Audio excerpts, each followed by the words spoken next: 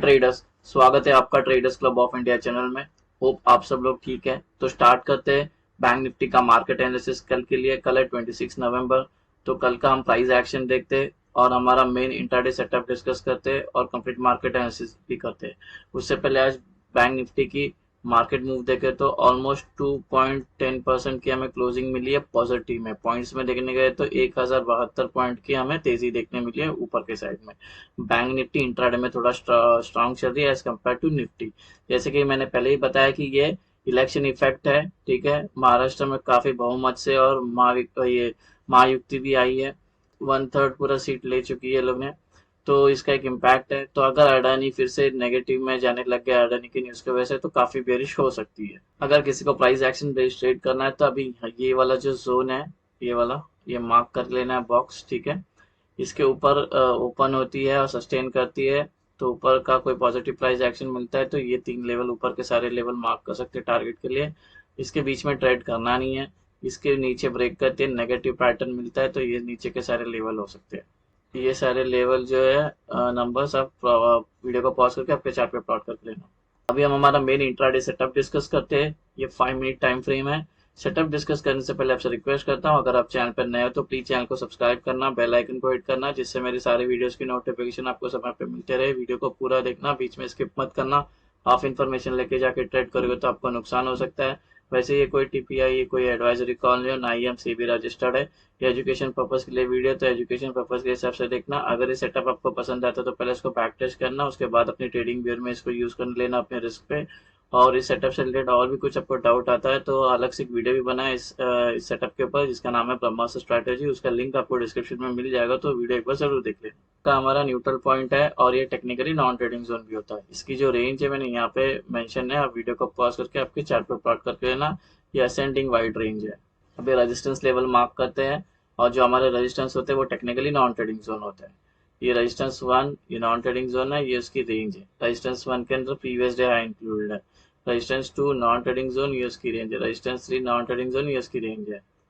Resistance 4 non trading zone, ये range है। Resistance 5 non trading zone, ये रेंज है। अभी सपोर्ट लेवल मार्क करते हैं। जो सपोर्ट जो भी होते हैं वो हमारे नॉन ट्रेडिंग जोन होते हैं। सपोर्ट 1 नॉन ट्रेडिंग जोन, ये उसकी रेंज है। सपोर्ट 1 के अंदर प्रीवियस डे इंक्लूड है। सपोर्ट 2 नॉन ट्रेडिंग जोन, ये उसकी रेंज। 3 नॉन ट्रेडिंग जोन, ये उसकी रेंज है। 4 नॉन ट्रेडिंग जोन, ये रेंज है। सपोर्ट 5 नॉन ट्रेडिंग जोन, ये उसकी रेंज है। अभी एंटी और एग्जिट मार्क करते हैं। ये कल की हमारी एंटी और एग्जिट, जब ऊपर के साइड में नॉन ट्रेडिंग जोन बन जाए तो ग्रीन एरोज मार्क करना, नीचे के साइड में आपको रेड एरोज मार्क करना है, जिससे आपको एंटी और एग्जिट आते हैं समझ में। ग्रीन का मतलब बाय करना है, लॉन्ग होना है। रेड का मतलब हमें सेल करना है, शॉर्ट करना है। इस सेटअप के 2 इंपॉर्टेंट रूल है, वो अभी मैं एक्सप्लेन करने जा रहा हूँ। याद रखना, निफ्टी में भी यही अप्लाई करना है जैसे बैंक निफ्टी में अभी कर रहा हूँ। तो पहला जो रूल है हमारा, प्राइस को नॉन ट्रेडिंग जोन में होना चाहिए। अब नॉन ट्रेडिंग जोन कहाँ है, आपको सारे लेवल जगह पे आपको नॉन ट्रेडिंग जोन दिख जाएगा।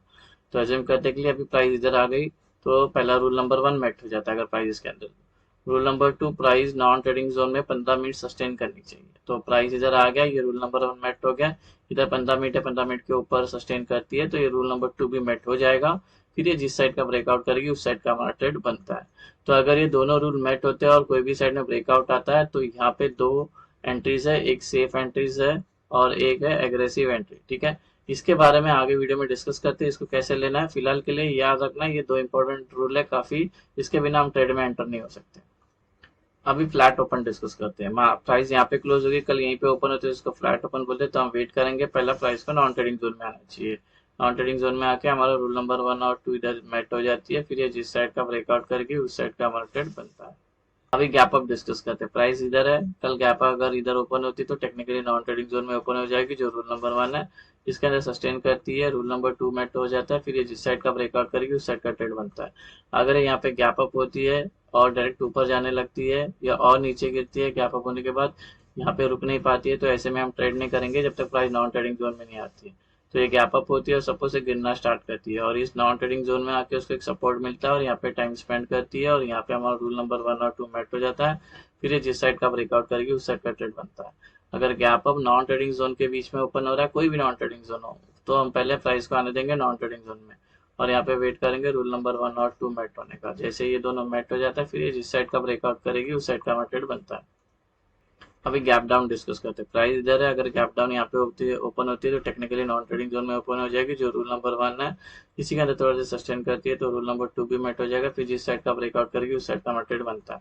अगर गैप डाउन होती है और ऊपर जाने लगती है तुरंत, या और नीचे गिरती है, यहाँ पे अपने आप को सस्टेन नहीं कर पाती है, तो ऐसे में हम ट्रेड नहीं करेंगे जब तक प्राइस नॉन ट्रेडिंग जोन में नहीं जाती है।